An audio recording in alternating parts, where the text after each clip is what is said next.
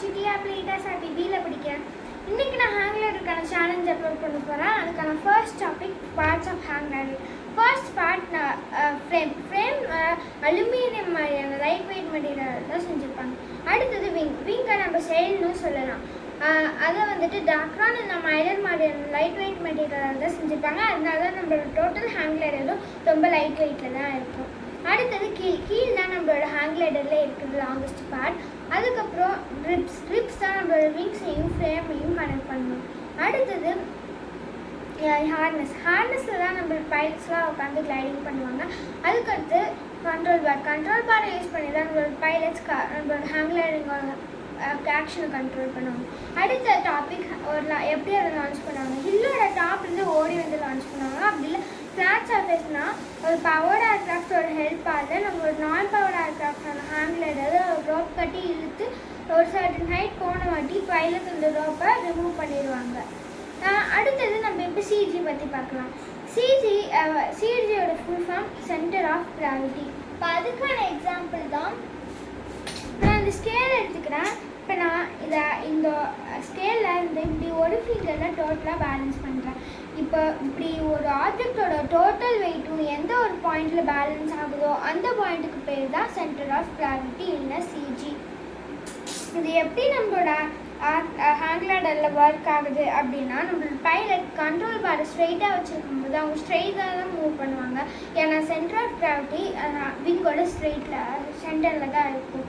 இப்போ நம்மளோட பைலட்டை வந்து கிளைடர் ரைட்டில் திருப்பணும்னா அவங்களோட டோட்டல் பாடி வெயிட்டும் ரைட்டில் கொடுப்பாங்க.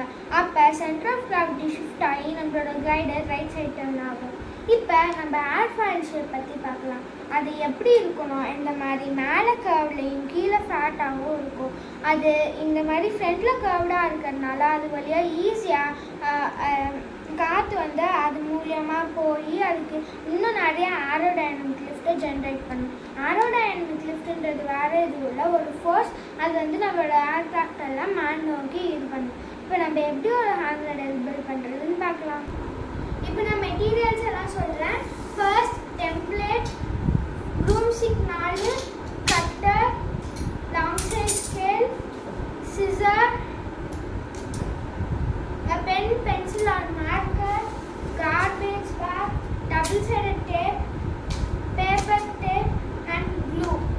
இப்போ நம்ம பண்ண ஆரம்பிக்கலாம். ஃபர்ஸ்ட் இந்த டெம்ப்ளேட் மட்டும் நம்ம எடுத்துக்கிட்டு நம்ம 2 டெம்ப்ளேட்டையும் ஒட்டுக்கா போட்டு இந்த மாதிரி ஒட்டிடணும். இந்த மாதிரி இப்போ அடுத்து நம்ம வந்துட்டு 2 ப்ரூம்ஸ்டிக் எடுத்துக்கலாம். ப்ரூம்ஸ்டிக் எடுத்து இந்த 2 ஸ்லாண்டிங் லைன்லையும் ஒட்டிக்கலாம். ஒட்டக்கூடாது, சரி வச்சுக்கலாம். இந்த 2த்துலேயுமே இப்படி அப்படியே கரெக்டாக அதில் வச்சுட்டு கரெக்டாக இந்த டார்க் லைனோட இந்த 2த்தையும் உடச்சிக்கணும். உடச்சிட்டு நம்ம இப்போ சென்டர் லைனுக்கு இன்னொரு ப்ரூம்ஸ்டிக் எடுத்துக்கலாம்.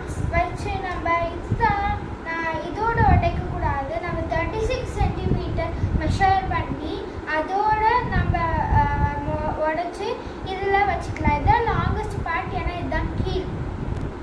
அதே மாதிரி நம்ம 30 சென்டிமீட்டர்லையும் இன்னொரு பாயிண்ட் இங்கே வச்சுட்டு இதில் இப்படி வச்சு பேப்பர் டேப் வச்சு இந்த எண்டில் 3த்தையும் கரெக்டாக இதில் அலைன் ஆகிற மாதிரி வச்சு பேப்பர் டேப் போட்டு இதில் ஒட்டிடணும். ஒட்டினா நம்மளுக்கு ஃப்ரேம் ரெடி. இப்போ இதை அப்படியே அசைடாக வச்சுட்டு நம்ம கார்பேஜ் பேக்கை ஃபுல்லாக விரிச்சுக்கலாம்.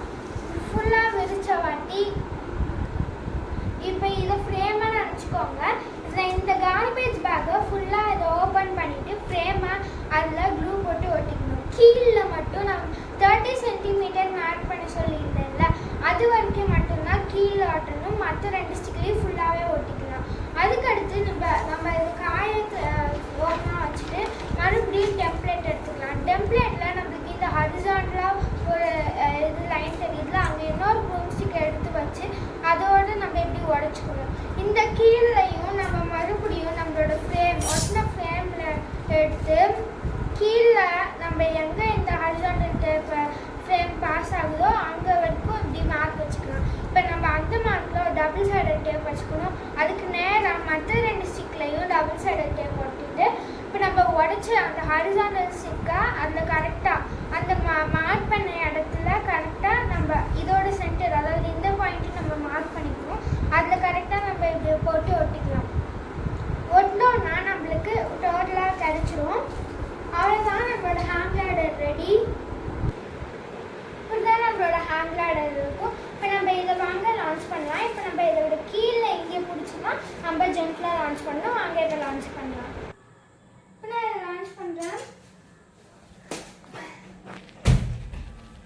இது சூப்பராக கிளைட் ஆனிச்சு. அவ்வளோதான் நம்மளோட ப்ராஜெக்ட். தேங்க்யூ.